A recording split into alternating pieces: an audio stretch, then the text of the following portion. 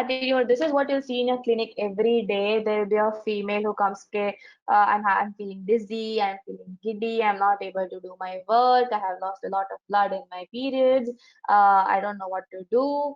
So there's some people who just complain like, I feel like eating a lot of ice or a lot of clay. So iron deficiency people will present with pica as well.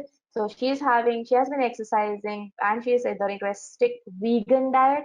Now, vegan diet means vegetarian, sans milk and milk products. So she's not even having milk or milk products. She's just having vegetables, which are quite low on iron, to be honest.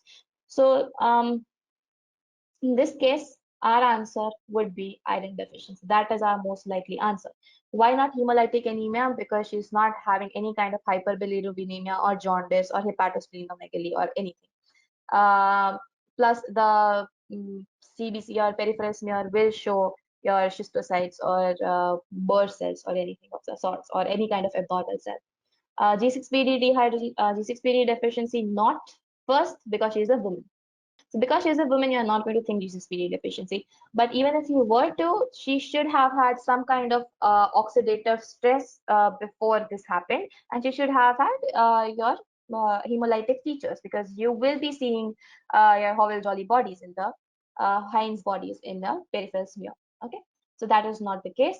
Lead poisoning again should have some history of lead exposure. She should be living in an old home, or she should be eating paint chips. See, a patient with iron deficiency anemia might want to, because she's having pica, might want to eat paint chips. And if she's living in a very old home, she might have started eating those lead poisoned paint chips and developed lead poisoning over and above her iron deficiency. Now, this is a possibility, but we don't have any such hints here. So lead poisoning is ruled out. Good. So B12 deficiency will give you a megaloblastic macrocytic anemia, which is not seen in the peripheral smear. Right, so yes, the intrinsic factor is affected. There are antibodies against the intrinsic factor. Okay. Thanks for watching. Please give a thumbs up and subscribe for more.